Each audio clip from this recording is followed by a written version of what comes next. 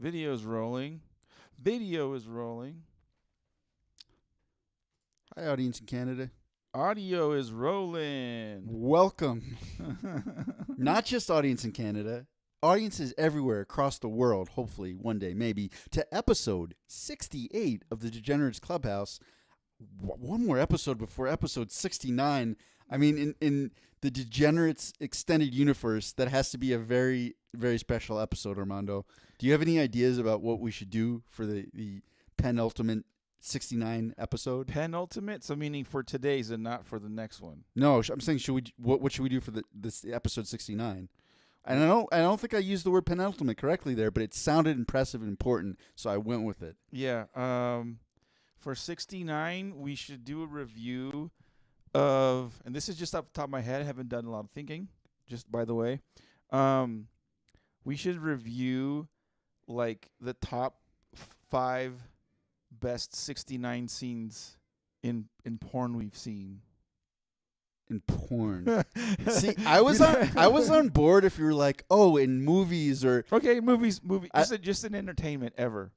You and then you said in porn, and I'm like, I suddenly had a picture of the two of us watching porn together and giving like reactions and commentaries. I'm like, Mondo, that might be we're good friends. I don't know if I'm ready for that the 69 porn watching stage of a relationship quite yet. Dude, the first time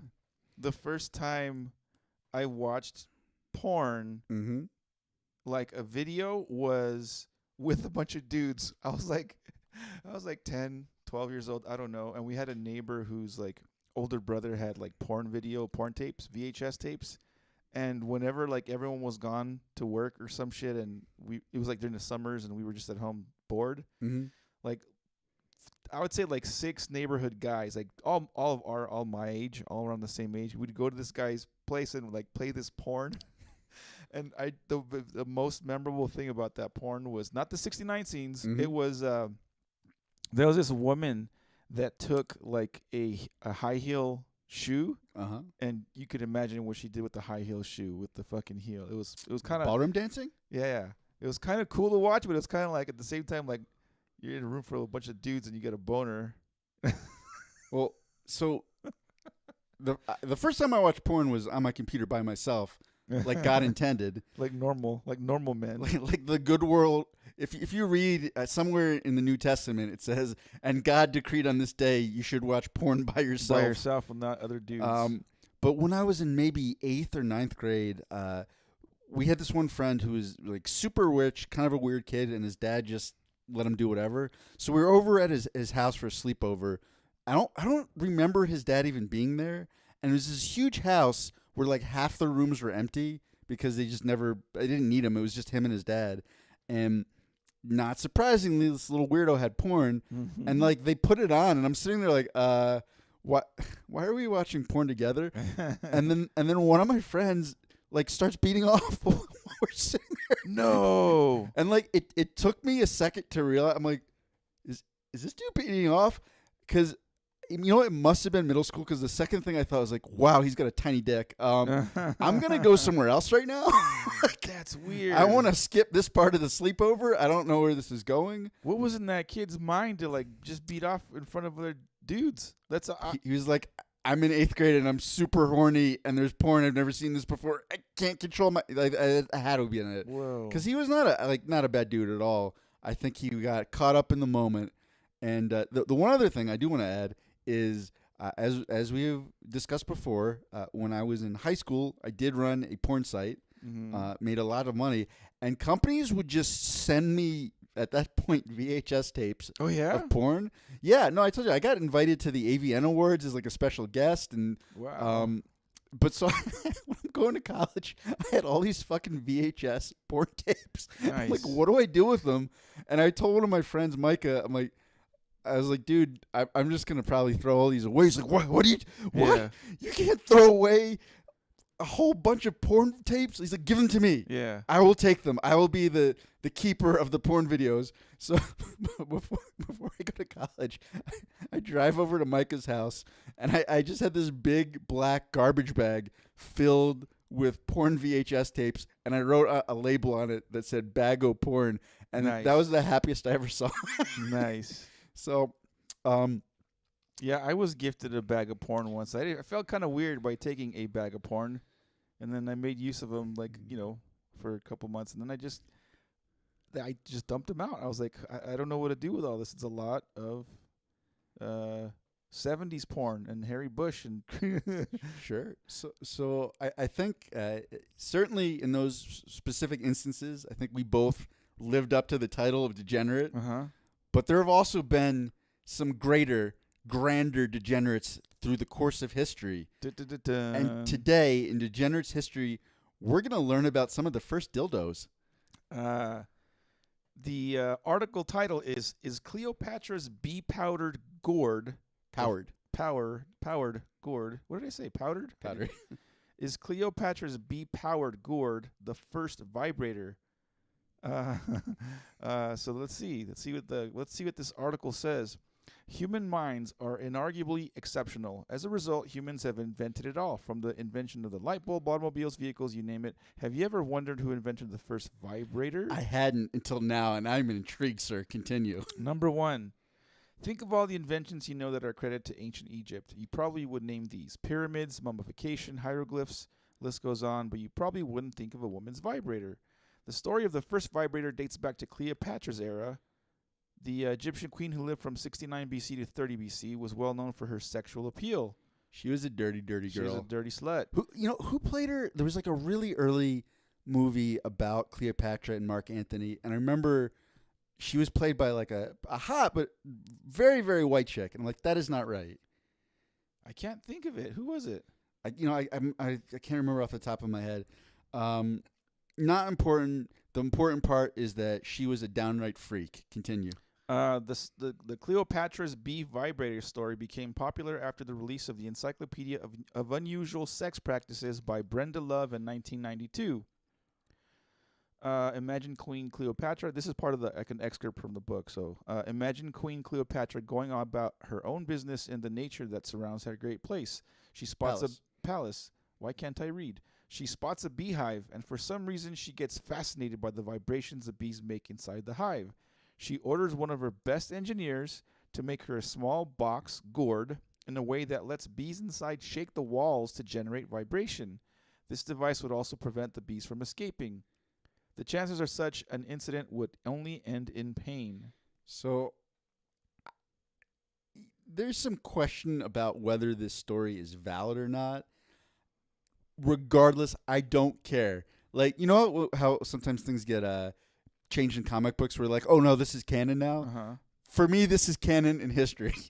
Cleopatra was like, I'm going to have some bees fly into a gourd, and I'm using that thing as a vibrator. That happened in history. You cannot convince me otherwise now. Cleopatra is said to have had a small box that could be filled with bees and placed against her genitals for stimulation similar to that of vibrators. The lack of tangible evidence of this invention led it to being classified as an urban legend. It was and still is repeated by many history fanatics through print and other media. Blah blah blah blah blah blah. Vibrators. Is this all one article? Oh, okay, I'm gonna keep going. Yeah, it's almost over. Sure. Section 2: the prehistoric phallic sex toy. Now, if you look into just a picture, Aaron, that looks like a dick. It sure does. It looks like a dick that got broken in half because it's two pieces. You know, there's definitely like a shaft, like it broke in half, somewhere in the middle of the shaft, and then the top of it, it looks like a dick head. Except the one part, it says the caption says carved phallus made out of chalk. Ooh. Yeah, I mean I think that's better than stone, but I cannot imagine that would be too comfortable. Like, there's got to be some chafing issues if you're using a chalk dildo. No, think of it as like you know how like runners use baby powder. That's to add friction. Oh, you said baby powder. Baby powder. That's to keep sweat off. But so there you go. But like when gymnasts like chalk their hands up, that's what I thought. That's to add friction. Like chalk makes it harder for things to glide. Okay, but check it out. You add woman's vagina juice to the equation with the chalk. Maybe it's not as Rough down there. I think what you're saying is we're gonna have to do a practical demonstration. We're gonna go to like a children's arts and crafts shop. We gotta get some chalk. Carve it into. We're gonna have to figure out how to simulate. Oh, you know what? We just some KY jelly, some children's chalk, and we're gonna have to do some practical experiments. Oh, I thought you were thinking of like taking it to a chick and be like, "Excuse me, miss, would you mind using this and tell me about it? Can we record you and your reaction to this sensation in your vagina and tell us how it feels?" In episode 69 of the Degenerates Clubhouse, we delve into new and exciting ways to get slapped in the face. Can you please stick this thing of chalk up your puss and tell us what it feels like? Jesus, no, I was going through a more scientific method. So the article, going back to the article. Oh, by the way, what's up, Greg Davison? I know I responded to you on our stream chat, YouTube stream chat. My mom says hi as well. Hi, Mom. Going back to the story, according to some historians, phallic objects like the one... Oh, by Mom, we're talking about penises. According to some historians, phallic objects like the one in the picture above were used for sexual pleasure in the prehistoric age. Many of these objects were found in German caves by archaeologists. You know what? It would be the Germans, wouldn't it? 9. The first phallic sex toys date back to nearly 28,000 years BC, which means they were used in the Neolithic era. Wow. Anti-hysteria massage vibrators. Many women were getting diagnosed with aggression, mental illness, and unexplained fainting during the Victorian era. This syndrome-like condition was labeled hysteria. The cure was to give massages to the women who came with such conditions. See, this was all a huge scam by some pervs because I think a lot of that was actually correctly attributed to the fact that in the Victorian era, they had to wear these super tight corsets, right? Like they wanted to squeeze their bellies so they looked skinny and that they had these hourglass waists. Yeah. But they couldn't freaking breathe. Yeah. So it's like, yeah, if you can't breathe because you've got a corset crushing your insides, you're going to faint. Aaron blames it on corsets. I blame it just on straight PMS and being a woman. Wow. Yeah, so anyway. You would have fit in perfectly with the misogyny of the Victorian area, apparently. Let me massage your vagina. Doctors got tired of manually performing these massages since their number of women with hysteria kept rising. Thus, in 1883, an English physician, Joseph Mortimer Granville, invented the first electric vibrator. Popular opinion was that these vibrators were used to give healing orgasms to women with hysteria. I love science when we just didn't understand science at all. Yeah. Leeches, and they're like, you know what? Yeah. They just need to get their jollies off. We're inventing a medicinal vibrator. Let's go, Victorians. So that it makes it so you won't have hysteria. Stop being a bitch with aggression, mental illness, and all this other stuff. Some historians argue the validity of this legend because no Victorian doctors precisely recorded the use of vibrators to stimulate female private parts for orgasms. Yet Hallie Lieberman, an author and historian, admits that Granville knew that his vibrator could fulfill sexual stimulation purposes. 1. Also a doctor of the Victoria era, Clelia Mosher talked to women about their experiences and confirmed that some used the newly invented vibrators for their pleasure. God damn it, we have more scientific experiments to conduct. Excuse me, ma'am, we're conducting a clinical trial. We're going to need very accurate data reports from you, possibly videos about whether use of a vibrator helps cure depression. This is for science, to be clear. Yeah, dude. Final thoughts. A popular legend tells us that Queen Cleopatra was the first person to invent the vibrator. History. That is canon in history. You can't convince me otherwise. According to the historical facts, the 83 Granville invention wins the debate of what was the first vibrator. Even though Granville did not use his invention for pleasure purposes on women, he knew of this potential. And obviously, the vibrator is used for pleasure outside of medical practices by women of his era and to this day. I added that little part at the end. Wonderful. Wow. We learned that there's a deep and rich history to the vibrator. Hell yeah. Like even before there were batteries, there were bees. There were bees in a gourd. You just sit on it or something. But wouldn't the bees die? Like if they had nowhere to go. Yeah, eventually. But while they're trying to escape, they're rattling that thing around. It'd have to be a very thin gourd. You know what? If it takes sacrificing some bees to get Cleopatra off. That's just what you got to do. Stank. All right, that was it for Degenerates history. We are now going to, what are we going to? Oh, yeah. Reddit. We're now going to Reddit. Mm-hmm. Reddit question number 1. Which one should we do first? They're both. Okay, we'll do this one. What's the worst you've ever been cock-blocked or beaver damned? And by the way, Aaron and Reddit taught me that beaver damned is the equivalent for women. I'd never heard that term before. I hadn't heard it either, and when I saw it, I'm like, oh my God, that's perfect. So what's the worst you've ever been cock-blocked, sir? That would have been on my 21st birthday. Ooh. I got a not so fun birthday gift. And so the if I recall, I think my 21st birthday was on a Saturday. So at midnight, that Friday, that's when I turned 21, and it so happened to be that's when our pledge active was for our fraternity. Meaning, pledge active is during the pledging process, the pledges will throw a party for all the actives. The actives usually bring a date. It's a good time. The pledges are responsible for sort of serving them, running the whole party, yada, yada, yada. And I decided that this would be the one time for my whole run of college drinking career that I would drink when I had a lacrosse practice the next day. I never did. That was the one and only time I did. Even to the point where, like, I was telling some teammates, like, yep, like, I'm going to go out tonight. No big deal. Like, I'll see you tomorrow, but I'm going to get into it a little bit. That was my thought process. Yeah. And I also found a date. There was a attractive young lady who I had self-clock-blocked myself when I was a freshman. I think I probably had a chance with her. But I saw her just randomly, because I think she had graduated at that point, but I saw her working out in, like, the little gym in our rec center. And I was like, ooh, maybe I see an opportunity to right a past wrong. I will correct the error of my ways. And I just spontaneously saw her, and I was like, hey, do you want to go to this pledge active? Like, would love to bring you as a date.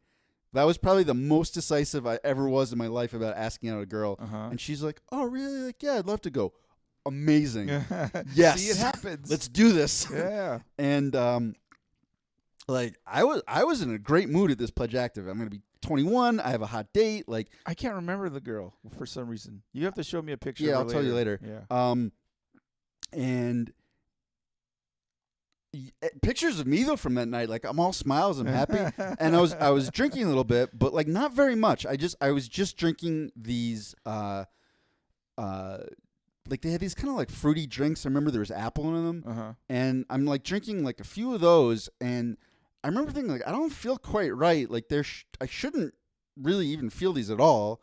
Like, at that point, like, I was pretty big. I was 205 pounds. Like, had a pretty good. I still had that young alcohol tolerance. Yeah. Like, my liver and kidneys were still at 100% functioning capacity. Yeah. And come midnight, someone's like, oh, like, birthday shots, and in my head, I'm like, I feel off right now. But I haven't drank that much. Like, I'm calculating. It's still at that point. Fine, I'll do some shots of tequila. And that's where things terribly went wrong.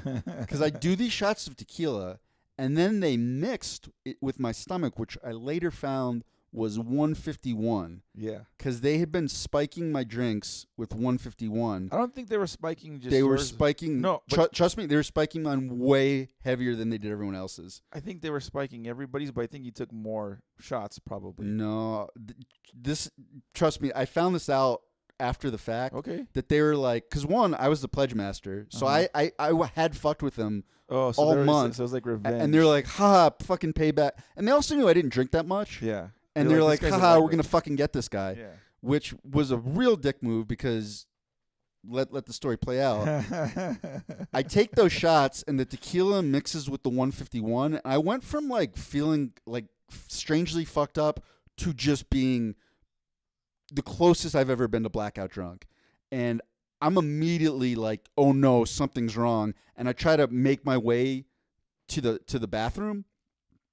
And I'm, like, knocking on the door, and there's some girl in there. She's like, I'm in here. I'll be a minute. I'm like, I don't have a minute. So next to that bathroom, was a washer dryer. Immediately across the hallway. It's like a very small hallway, Yeah. very narrow highway. Hallway. I turned around and I puked on the washing machine. Now there's an important distinction, right? Like there's a big difference between in and on, right? Like if someone says, "Hey, do you want to get on an airplane?" I'm like, "No, I want to get in the airplane. Fuck you." Like I'm not flying from LAX to Denver on an airplane wing. I didn't get my puke in the washing machine. Yeah. I got it on the washing machine. Yeah, it was all over. And like after that, like I was conscious, but I mean, the rest of the night's a blur. And I remember like getting back. Like shout out to Kevin Now who actually looked out for me. I mean, because I was really dangerously fucked up. Like that's probably the closest I've ever been to alcohol poisoning. And I remember I woke up the next day when my alarm went off for practice, and like I was trying to get up out of bed. Like it was like a fight. My body was fighting dehydration and alcohol, and I was trying with all my will. And I'm like, I can't make my legs move. And then I just passed out until later that afternoon. And apparently, my very attractive date was like, where did Aaron go? What happened? He just abandoned me. It's like, you motherfuckers, you nearly alcohol poisoned me, and that was an epic cock block on my 21st birthday. Fuck you guys. Yeah, it would have been awesome. It was like that year was a good year. It would have made that like the cherry on the not for me. That was not a good year. No, for I'm me. saying had it gone the other way around, had you not been alcohol poisoned, and you'd be like 21st birthday. I got laid on it, drank a it would have been cool. That sucks. My worst cock block story. I had been friends with this girl since high school. Like we were pretty like good friends, but we were always kind of like. There were times where we're more than friends. Like we would like, I put my fingers in her vagina, that kind of thing. Anyhow, we went out like we were living in the Lancer house on. What was that street where we all lived in the house together? Olive. We were in the Olive house, and she and I went on a date. And during me and that girl were out, there was like some kind of Lancer party. Maybe not a party, but it was just like a normal week. Lancer house was almost always some kind of shit going on. Whether it was a party or not, there was always people there drinking. So I don't know if it was like a party going on, but there was definitely some social shit going on. And I don't know. Should I drop his name? I'm going to drop his name. So if he hears this podcast, he knows that I'm fucking calling him out for this enormous cock block he's performed to me. So Eric Leiser, during the course of this party, he performed on you or to you? No. He got like super hammered during this whatever it was, party or whatever, and he decided to go to sleep in my bed in my bedroom. Mm-hmm. And I'm like coming back from this date with this girl, and like I know I want to get some. Like, I just know I'm going to get some. In my mind, I'm like, it's going to happen. Yeah. Go back to my room, find him asleep on my bed. I'm like, dude, get out of my bed. I got, you got to leave. You got to leave. He's like, dude, just give me like 5 more minutes. I'm just taking a nap, blah, blah, blah. I'm like, dude, okay, I'm going to give you 5 more fucking minutes. And then I'm going to come in and take you out of the room. What does he do? He locks himself in my room. Oh, my God. So now I can't even get into my room to like, I'm not going to, she was a friend of mine. I'm not going to, our first time boning, I'm not going to bone her in the hallway or it's like, it's disrespectful shit like that. Wow. But yeah, he totally cock blocked me. There's only one way he could have done you dirty even worse. How? If he's like, just give me 5 more minutes, and then there's like semen on my pillow when I go back in there. Yeah, no, he leaves, but it's just piss all over your bed. Piss or shit or like a used rubber right on top of my bed. Dude, you're nicer than I am by a mile. Because if he was like, just give me 5 more minutes, I'm like, you have 5 more seconds, and you can either get up or I'm dragging you out by your ankle, motherfucker. And you get out of my bed. Yeah, I would have, but you gotta remember that dude's 6'75" tall, so there's no way I was gonna do that. Dude, and you could have asserted your alphaness and made the sex even that much hotter. Like and then do what? No, just like she sees you just drag out a 6'9" guy by his fucking ankle. She's like, "Oh my God, he's so tough and masculine." Yeah, that motherfucker. I don't know if I ever told him that. I don't know if I ever told him that story of him cock blocking me. I'm sure I did. I'm positive. I told him about him and made him feel kind of dumb. Dude, I also might have kicked down the door at that point. And people are like, Jeff, you're breaking stuff around the house all the time. It's like, you know what? I was definitely pushed into breaking things at times. Yeah, it's happened a couple times. Some walls, some doors. Some of the That would have only been the second door I broke down. Yeah, in the house, some of the answers on Reddit. User ACDQNZ writes, "I was just chatting with a girl in a nightclub, making jokes, doing well, when Kelly Hrudley, TSN pundit and retired NHL goalie, literally just stood in between us, just enough room to fit his frame, and said hello to the girl, who looked visibly confused and turned around and said, 'Hey,' you're done," and turned his back to me.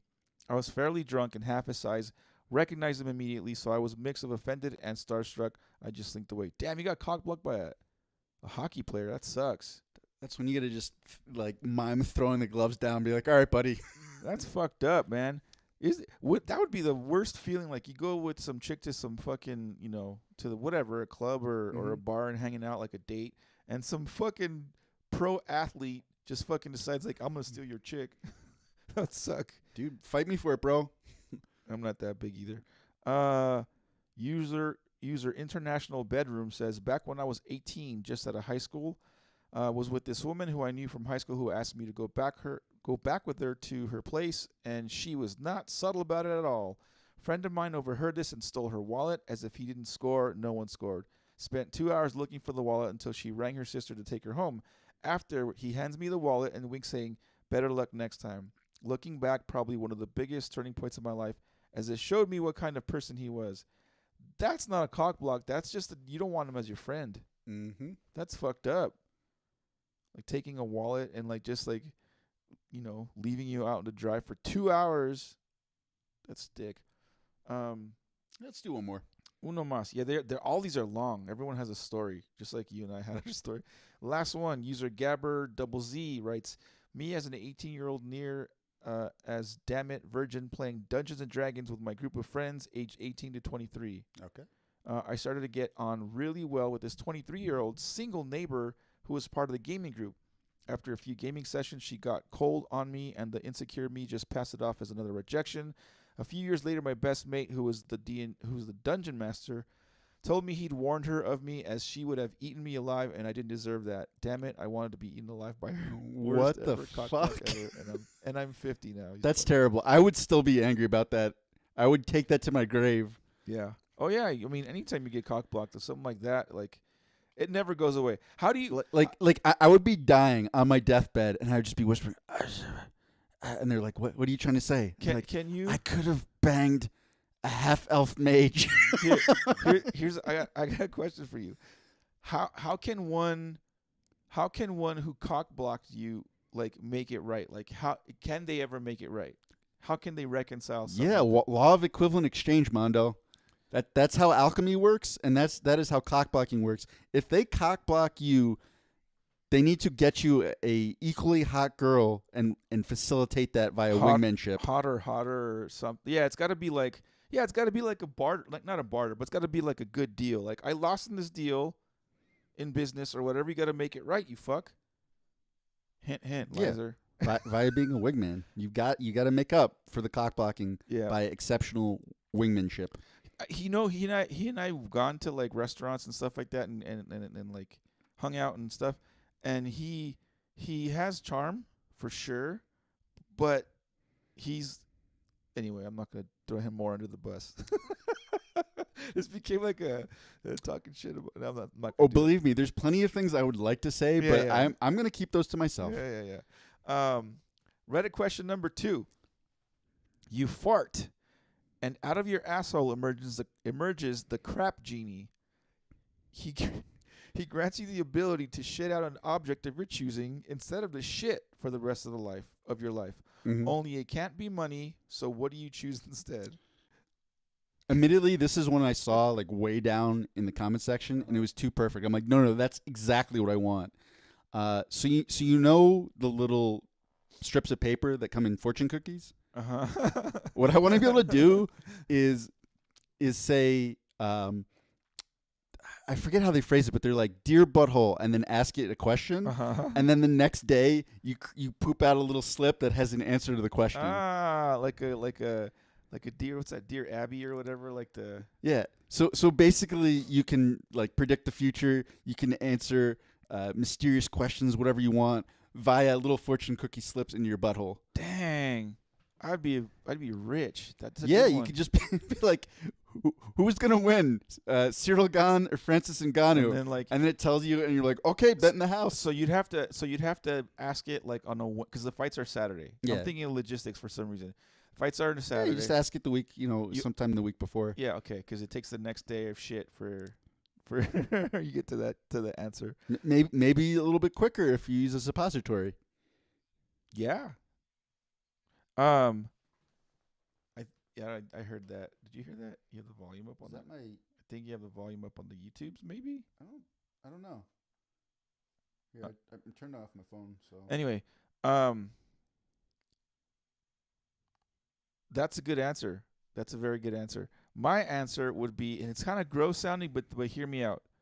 If I can shit like good food out of my butt, I would never have to like cook. I would just be like, you're just self-recycling. yeah, like I don't know. The other day I had a really good elk soup with a gyro, right? Elk sausage. Elk sausage soup with a gyro, and if I ate that and I shat out like a different dish, but it was like it tasted good, smelled good, and it was. Can you control what dish you're shitting out, or does it just come out randomly? You can't help it. No, it's like a mystery. It's like a mystery dish. It's like but it's always like. But just imagine, it's always like. If it was like top shelf, like 5-star Michelin, like. And it still has all. Well, so. Here's the thing: is it going to be something that like could easily come out? Because it has to still come out of your butt. So if you're shitting out like chicken bones and stuff, you're going to have a rough time plating that meal. Good. You're right. What if it just came out? What if it just came out like? Wait, I just had an image of you with like a chef's hat and everything, just like squatting over a plate, being like, Yep. "There's the side. Yep. Oh, it's the main course." Oh. Hell yeah, dude! I would open up a restaurant and it'd just be called Armando's Poo. It'd just be the most gourmet food ever. But yeah, outside of the actual logistics of that, maybe it came out like as a goo, and then it little by little it hard. Oh, I know. It comes out like sea monkeys. Like you have to add water to it. Like it comes out in like pellets or something. And you hydrate it with your piss. Sure, you hydrate it with water, fluid. Yeah, you can use PP. So you put little pellets, and then you flour it with PP, and then it grows into like the dish, like KFC or something. I don't know, but always good food. Like always. This sounds appetizing and also completely disgusting at the same time. I don't know if I could get over the mental block of I'm eating Armando poo. If you were hungry and you smell it and it smells like the best food and it's gonna taste amazing, like it's gonna be like, I wanted it. Like the whole time I would be scared that this is some sort of trick by the genie. Where like that's how I'm perceiving it in my mind, but I'm actually just eating poop. You're just eating your regular shit. So that was my answer. Reddit users' answers. User Donkey's Cap writes, Alexa, what's the softest rare metal? Yeah, a lot of people were talking about like gold and diamonds. Like, I think you people are missing the fact that it has to come out of your butthole. Like, there's some logistical issues with the things you guys are requesting, but user whatever is free. Her answer or his answer is printer ink. 4 poops a day. Black in the morning, magenta at lunch, cyan at dinner, yellow before bed, and there you go. You got your printer ink. Yeah, so let's see one more I'm going to read. User J Can't Box writes, I'm thinking pearls, small, valuable, I'm assuming non-toxic. Ooh, I like this one. I have to read it. User Handyman_dad writes, for shits and giggles, laughing gas. Think of that's actually brilliant phrasing. Yeah. You get it, shits and giggles, laughing gas, and it's coming out of your butt. That guy's intelligent. If I was a Reddit user, I would upvote that answer. That one got my. I mean, guys already kind of laugh when other guys fart. I laugh when anybody farts. That's just gonna take it to the next level. I laugh when anybody farts. It doesn't have to be another guy. It could be a girl. I don't give a shit. That was it for the world of Reddit. We are now going to move on to the world of new on Netflix. Aaron, what show are we going to be talking about? This week, we're reviewing Wolf Like Me, a romantic comedy / drama / fantasy show on the Peacock Network. Now, you're probably like, cool, but what the F is the Peacock Network? Is it like Animal Planet? Is Wolf Like Me about two wolves falling in love? Or maybe Peacock is a new Pornhub competitor, and Wolf Like Me is about two furries who love water sports.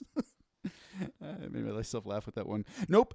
Peacock is actually NBC's streaming platform, and Wolf Like Me is about a single father and his emotionally troubled daughter who get into a car accident with a beautiful woman, setting off the most elaborate "is this a deal breaker" scenario ever. I think that's actually probably a pretty good description of what tangent here is when we went, I forget when we talked about it, and I asked Aaron.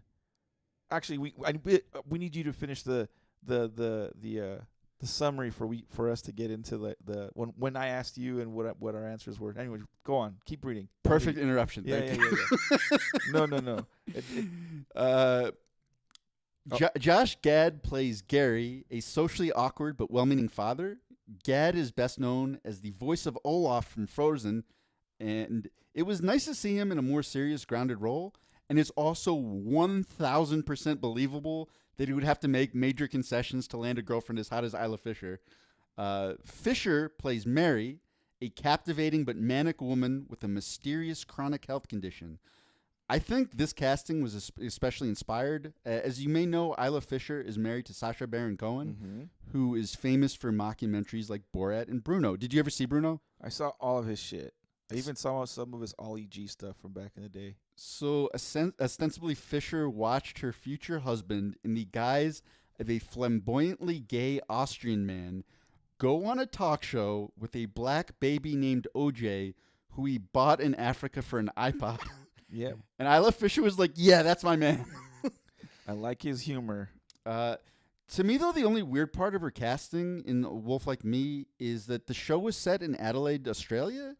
And Isla Fisher is actually Australian, but for some reason they made her character from Chicago. Yeah. And there were definitely points where like she wasn't quite nailing the American accent. I'm like, why didn't you just make her from Perth or some other place in Australia? That was a little bit odd.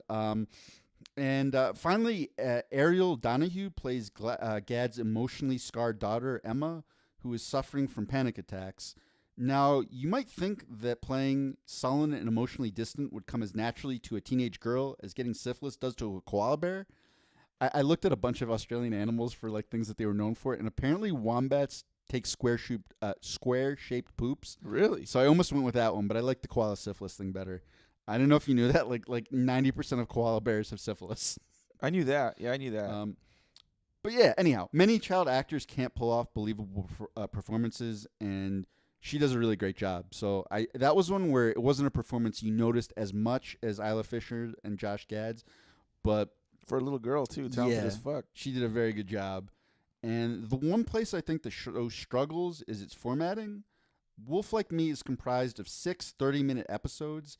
This definitely led to it feeling rushed at points. For example, when Gary learns about Isla Fisher's fantastic and alarming health condition, he's understandably freaked out. But like 10 minutes later, he's completely fine with it. Is this because of character development, a poignant and well-earned moment that changes his perspective? It was more like, we need the plot to move forward. The show also tackles a lot of heavy themes, including mental illness, chronic illness, parent-child dynamics, trust, and Tinder dating. And due to the format, these can often feel underexplored, at least to me. My only other gripe is I thought the last episode was a little predictable and contrived. But all that said, the show is carried by captivating performances by its 2 leads. It gives you plenty of little mysteries and hilarious moments that make you want to watch the next episode. And a huge shout out to the show's post-production manager, Lisa Jacoby. Peacock told her, like, we'll give you a big enough budget for 2 special effects scenes lasting no more than 5 seconds each.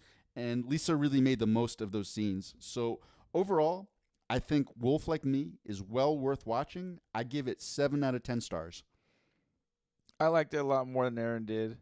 I've only seen Josh Gad prior to this in comedic roles. I've seen him in a couple of comedies, and he basically has always played like this same kind of sappy, schlubby, but funny character. Like he's never, been in a lead character. He played the funny snowman. He played Yeah. Gaston's funny, but I think he was gay in the live action remake of Beauty and the Beast. Le Feu. So I know him as a comedic actor, Mm-hmm. and the first thing that I noticed was like the dude can fucking act outside of just like comedic stuff. Like there's definitely like those like soft and tender moments between like him and Mary, the Isla Fisher character, or even him and his daughter. Mm-hmm. And you're like, oh, dude, this guy's got some acting chops, like for real. And I already knew he knew how to sing. He has that little singing bit. So I was impressed by him. Well, he sure. also, one of his biggest breaks was he played one of the elders in Book of Mormon, which is a musical. So he had whole songs where he had to sing. Yeah. But yeah, I agree. He was great. I mean, and his role overall was more serious. There was some definitely comedic moments with him, but it was like the dramatic performance that really brought me into it. Yeah. Yeah. Isla Fisher, hot as fuck still. But she does a good job acting as well. Mm-hmm. Watching the first maybe 2-3 episodes, it like had me really like strongly hooked. Like I just had to watch the next one. I had to watch the next one. I had to watch the next one. So I kind of knew something was up. Like I kind of you get from the title that something is up, and if you're smart enough, you're like, okay, I know what's gonna happen. You kind of see it coming, but you want to get there. And how do they get there? How do the characters react and all this? It was really good to watch that kind of. Well, yeah, and for the most part, the way the characters react was completely realistic and believable to an unbelievable, fantastical situation, which was cool to see that kind of more grounded approach. So without like ruining it, it's pretty. I don't know, like I said, it's pretty easy to figure out. But without ruining the big kind of reveal, Aaron and I, we'd ask like, is this a deal breaker? Like, and so we both heard each other's responses and I forgot how did we answer? I don't remember. Oh, hell no. Oh, if it was Isla Fisher, no, certainly not. I think I said yes, but I can't remember what else I said about it. But for sure, I was like, yeah, I could do that. Yeah, I figured it out. You feed her. Yeah, it got funnier. But to be clear, I said hell no, it's not a deal breaker. Oh yeah. I mean, again, it's like it's Isla Fisher. Yeah. I mean, she feels like an absolute bundle of joy in all the movies we've watched her in. And again, the one thing I'm disappointed at is they just didn't let her be Australian. Her Australian accent is so sexy. Yeah. And they made her try to have a dumb American accent. I can't remember. I can't say I've ever heard her natural Australian whatever. Her natural Australian whatever? Yeah. Her voice. Her okay. accent, No, I thought you were talking about something else. Yeah, listen to an interview. You know what Australians sound like, right? Yeah. That imagine her Good speaking day, with that mate. accent. that was perfect. Oh my, Mondo, where'd you go? Foster's Australian for beer. There's a Mexican Australian here for a second. Oh, Mondo, you're back. Okay, You want to know the other one? Put another shrimp on the barbie, mate. that was perfect. That was perfect. Well done. Thank you. You're a natural thespian, sir. Yeah, dude, I'm fucking awesome. I'm a great Australian. I'll do cameos in an extra Australian accent for the low price of $5. The one when I can't do an Australian accent for more than like 5 seconds, but when I could, it would be like beer. Foster's Australian for beer. That would kind of get me into it. Beer.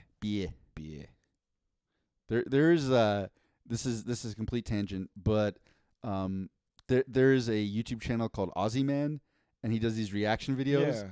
And like sometimes he will do celebrity. He lands pretty big celebrity interviews because his channel gets a ton of views, and he'll do these like guess the Aussie slang segments with his interviewees, and those are pretty funny. I haven't seen those, but I've seen the ones where he's just like watching a whatever popular YouTube memeable video is, Mm-hmm. and he'll talk over it, and like he'll like put himself in the role of this character and this character, and does the voice of them, and he's just a fucking jackass. He uses a lot of like curse words. Oi, look at that fucker. It was hilarious where he interviewed Chris Hemsworth, and Chris Hemsworth only got like half of the Australian slang.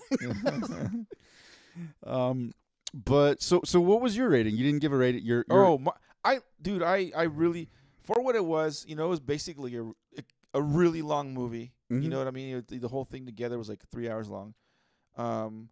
They could have done more. There was the ending, how it ended. I had problems with that. Like it kind of ended kind of awkwardly.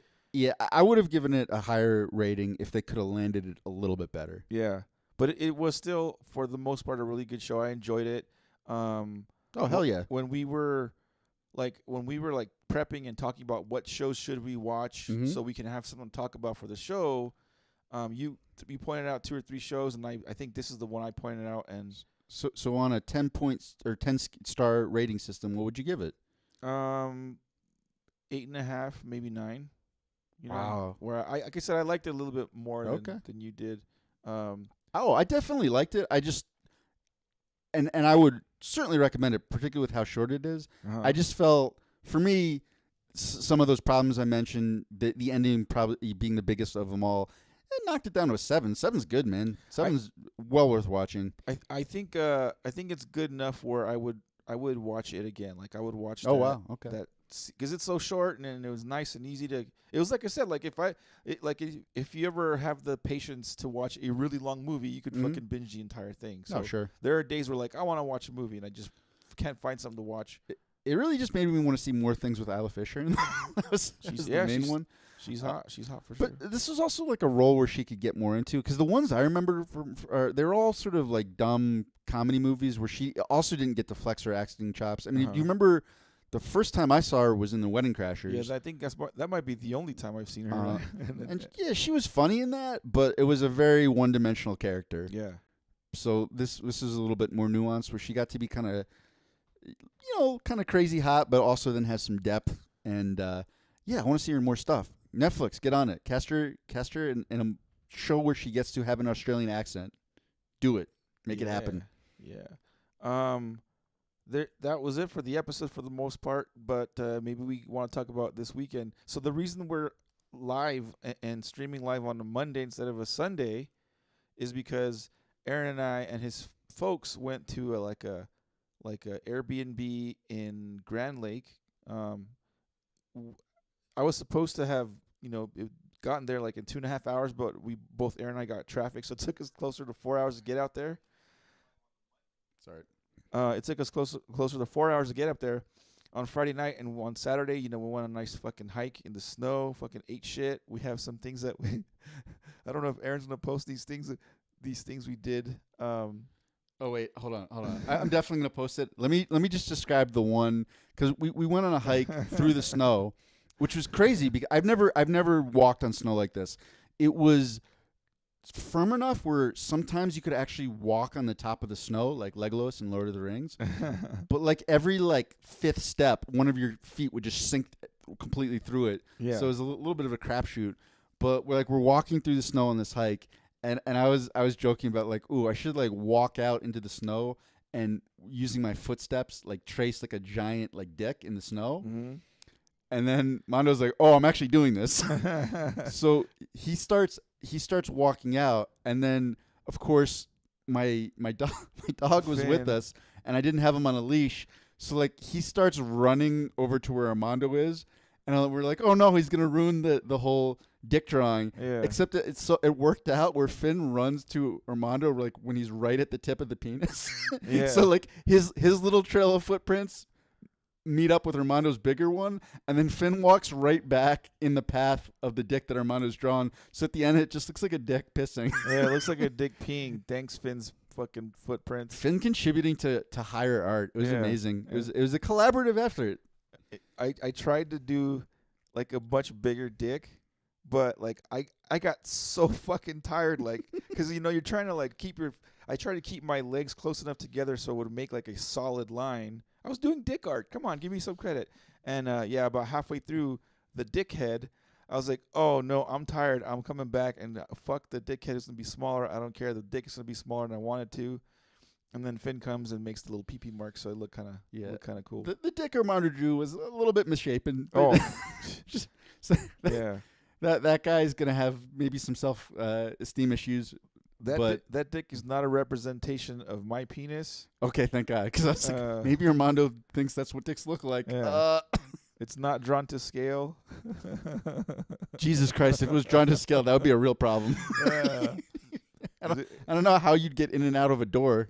Oh no! It was probably as tall as me. If you can imagine me drawing a giant dick in the snow as tall as me, and then later in the hike, like as we're walking, I go, ooh, good, I got an idea.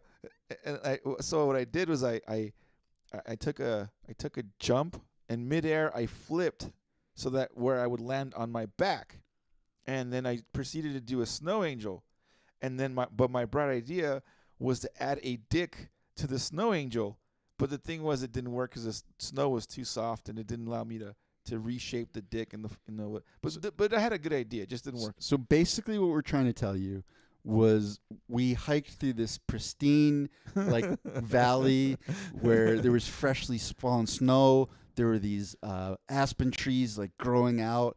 It was beautiful. For sure. It was picturesque. Very. And what went through our minds is we should draw dicks. How do we defile this beautiful nature? I mean, Finn was making yellow snow here and there, and he was eating other animals' yellow snow, fucking gross ass dog.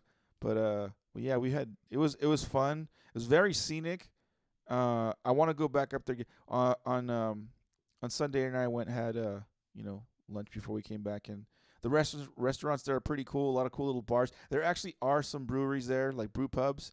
And then on the way out, I forget the name of the city, but on the way out there was a distillery and a couple breweries.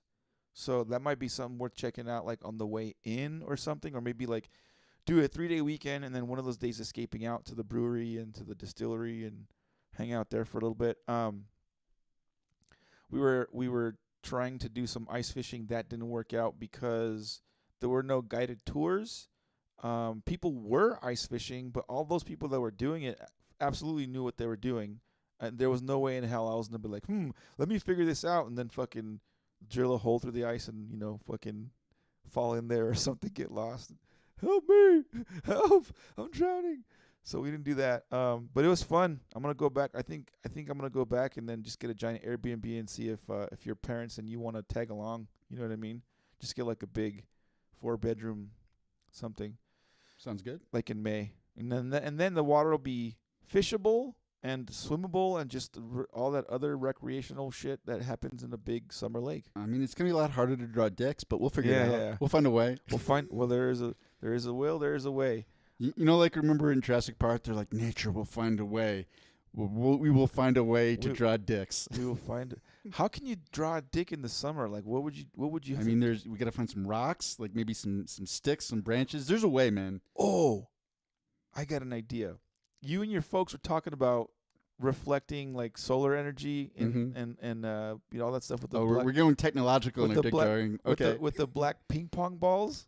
We got to find those black ping pong balls and somehow make them form the shape of a dick in the middle of the water. And if they tell us, hey, what are you doing? We're doing this for science. We're trying to reflect the sun's energy. We've got a lot of scientific endeavors. We have to find out if a chalk dildo would work. We have to find out if a vibrator can help cure depression, and we have to figure out this. So I think the first one was a mechanical issue. The second one was a psychological experiment, and now we have to do an engineering experiment with sun reflective dick ping pong balls. Yeah. We'll make it happen. Yeah, we'll do it. And just I posted that video on our Instagram page, Degenerates Clubhouse. Yeah, so check out our Instagram page so you can see the videos of us being idiots in the middle of the snow. It really was beautiful. I want to go back up there for sure. I don't have anything else to add to this episode. Do you, sir? No, I don't. Tune in next week for the exciting episode 69. Send us an email or a message or some fucking shit letting us know you're alive, number one, that you're listening to our podcast. And number 3, if you have any suggestions on what we should do as a special for episode 69, some segment you like or whatever, and send us a message. It'd be cool. That's another one. We could do Degenerates history about sexual positions. It's got to exist somewhere. Yeah, Kama Sutra. Kama Sutra is a book of Yeah. sexual positions. We hope you guys enjoyed the episode. Thanks, Greg and Mom and Aaron, for chatting on our YouTube chat. Twitch coming soon as well. We hope you guys enjoyed the episode. Thanks for listening to us. We love you guys. Bye-bye.